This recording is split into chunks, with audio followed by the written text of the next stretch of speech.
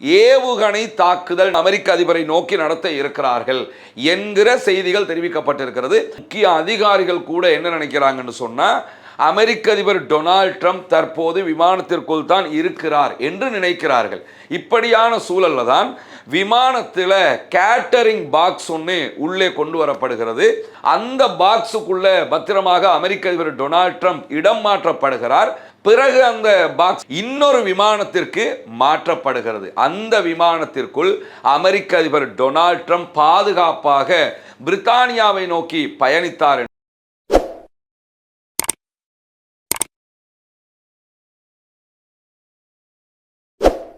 அமெரிக்க அதிபர் Donald Trump உலகம் முழுவதுமே ஒவ்வொரு நாளும் தலைப்புச் செய்திகளில் இடம் பிடிக்கக்கூடிய ஒருவராக மாறியிருக்கிறார்.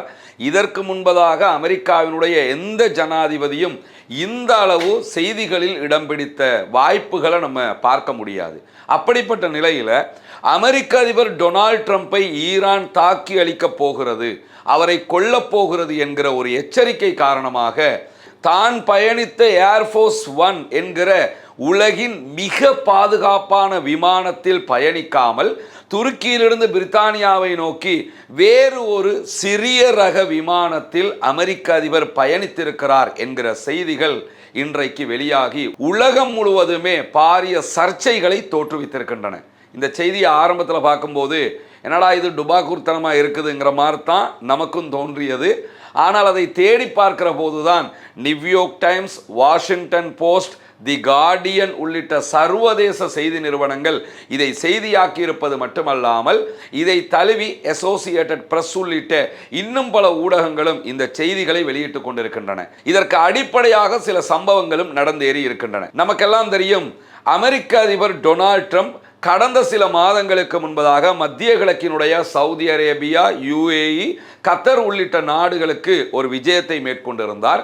அந்த நேரத்தில் இந்த நாடுகள் எல்லாமே அமெரிக்காவில் தாங்கள் புதிதாக சில இன்வெஸ்ட்மெண்ட்டுகளை பண்ண போகிறோம் அப்படிங்கிற அறிவிப்புகளை விடுத்திருந்தாங்க. ஒவ்வொரு நாடுகளும் 2 ட்ரில்லியன் அளவுக்குண்டான முதலீடுகளை செய்வதாக அறிவித்திருந்தன. இந்த நிலையில் அமெரிக்க அதிபருக்கு ஒவ்வொரு நாட்டினுடைய அதிபர்களும் பரிசு பொருட்களை வழங்குகிற போது கத்தருடைய அதிபர் அவர் பயணிப்பதற்காகவே 400 மில்லியன் அமெரிக்க டாலர்களை விட பெறுமதி வாய்ந்த ஒரு பாரிய விமானத்தையே அன்பளிப்பு செய்தார். இந்த விமானம் ஏர்ஃபோர்ஸ் 1 அமெரிக்க அதிபருடைய பறக்கும் ஒயிட் ஹவுஸாக பயன்படுத்தக்கூடிய ஒரு விமானமாகத்தான் வழங்கப்பட்டிருந்தது. இந்த விமானத்தை தான் அமெரிக்க அதிபர் டொனால்ட் ட்ரம்ப் பிற்பட்ட நாட்களில் மற்ற நாடுகளுக்கு பயணிக்கும் போது தன்னுடைய பயணத்திற்கான விமானமாகவே பயன்படுத்தி வந்தார். இந்த விமானத்தில் தான் துருக்கியில் நடைபெற்ற நேட்டோ மாநாட்டுக்கு அங்காராவிலையும் போய் இறங்கி இருந்தார். அங்காராவில் நேட்டோ மாநாடு நடைபெறுகிறது. மாநாடு முடிந்ததற்கு பிறகு வழமை போன்று அமெரிக்க அதிபர் டொனால்ட் ட்ரம்ப் தன்னுடைய ஏர்ஃபோர்ஸ் 1 விமானத்தில் ஏறுகிறார். மக்களை நோக்கி, பத்திரிகையாளர்களை நோக்கி கையசைக்கிறார். கையசைத்ததற்கு பிறகு விமானத்துக்குள்ள அவர் நுழைஞ்சிடுறாரு.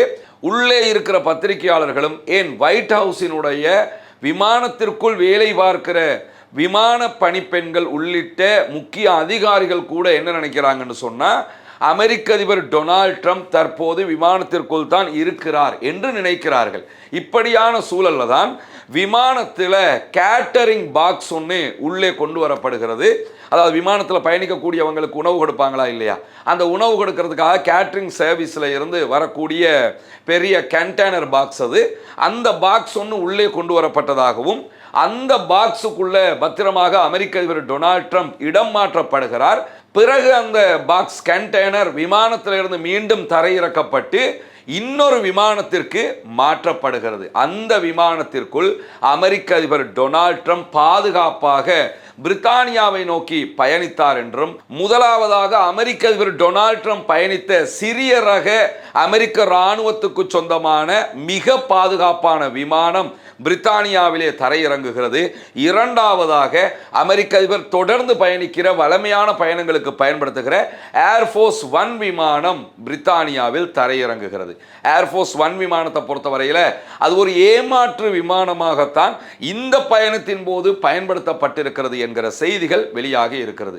அப்படி என்ன நடந்துவிட போகிறது அப்படின்னு நம்ம யோசிச்சோம்னு சொன்னால், அமெரிக்க அதிபர் டொனால்ட் ட்ரம்ப் அங்காராவில் இருந்து பிரித்தானியாவை நோக்கி பயணிக்கிற போது ஈரான் அல்லது ஈரானுடைய ப்ராக்சிஸ் அமைப்புகள், ப்ராக்சிஸ் அமைப்பாக இருந்தால் அது ஹவுதீஸாக இருக்கலாம், அல்லது ஹிஸ்புல்லாக்களாக இருக்கலாம், அல்லது ஈராக்கில் இருக்கிற கதாயிப் ஹிஸ்புல்லாவாக இருக்கலாம், PMF ஆக இருக்கலாம், அவர்களுக்கு உடந்தையாக இருக்கக்கூடிய, அவர்களோடு இணைந்து பணியாற்றக்கூடிய அமைப்புகளைச் சேர்ந்த யாராவது ஏவுகணை தாக்குதல் நடத்த இருக்கிறார்கள் அல்லது அதையொட்டிய ஏதோ ஒரு தாக்குதல் அமெரிக்க அதிபரை நோக்கி நடத்த இருக்கிறார்கள் என்கிற செய்திகள் தெரிவிக்கப்பட்டிருக்கிறது.